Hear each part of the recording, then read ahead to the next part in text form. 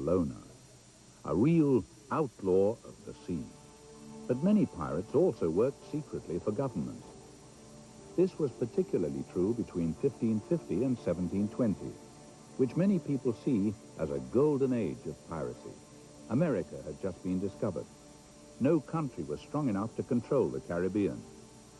Spain had conquered Central and South America, and from far off Madrid, the King of Spain sent out decree after decree. To the governor of the province of Cuba, we command you to use all necessary means to protect our ports, dominions, and fleet against all intrusions. But the sea, the ships, and the pirates weren't so easy to manage. The rest of Europe envied and feared Spain's newfound wealth. From 1510, Spanish galleons cruised across the Caribbean laden with gold and silver, jewels and jade from Mexico and Peru, and were an easy target. Often, governments turned a blind eye. Any attack on Spain had its uses, especially if it could be blamed on pirates. The adventures of the pirates and buccaneers were written up by a young Dutchman called Exelkemin. He had been a pirate for 8 years and sailed with Sir Henry Morgan. In action, he displayed undaunted courage. He left no stone unturned to achieve his designs.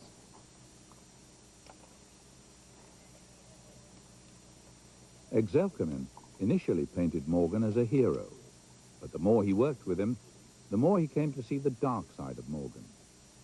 Morgan was often greedy, cruel, and yet he ended up as Governor-General of Jamaica. And he died in his bed, rich, respectable, and revered.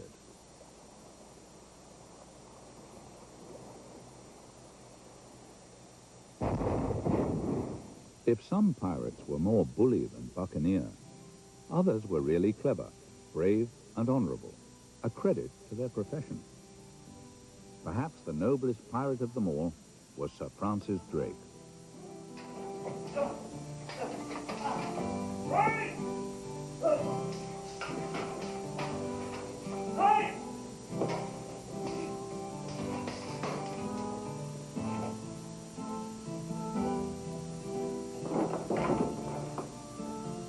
Drake was born in 1540 on a farm on Dartmoor.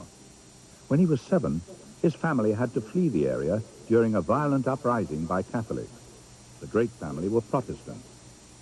They went to live in Kent and had to depend on the charity of relatives. It was an experience Drake never forgot.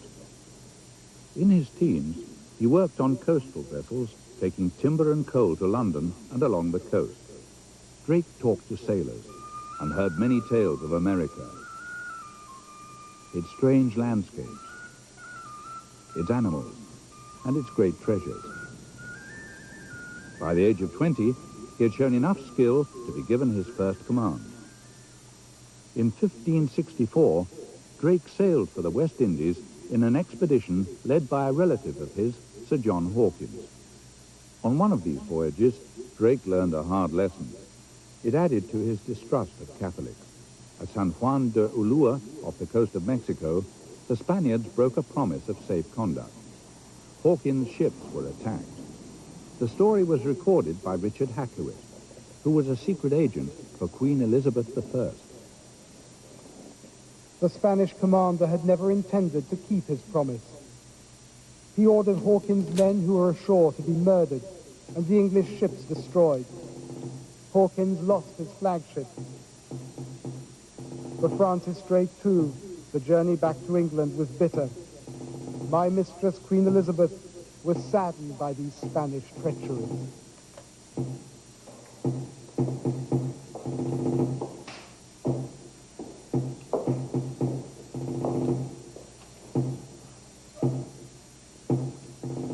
Drake vowed that he would have revenge, but he would not learn to hate the Spanish. For the next 30 years, Drake was to enjoy outfoxing the Spaniards in every known sea.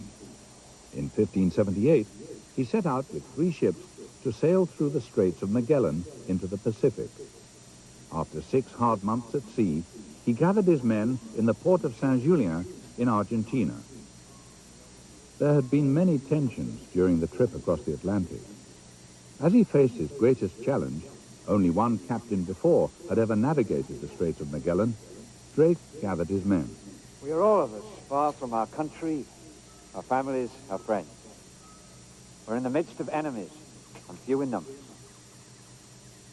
Every man here is precious. He cannot be replaced for 10,000 pounds. There will be no more dissensions between sailors and gentlemen. You will all work together in harmony. The gentlemen must haul and draw with the mariners. Let us prove we are united. If there are any here who wish to go home, let them speak up now.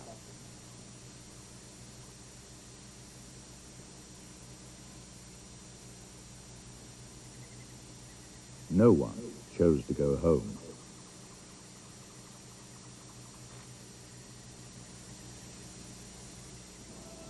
Drake sailed through the Straits of Magellan in 16 days in good weather. Then a terrible tempest hit them.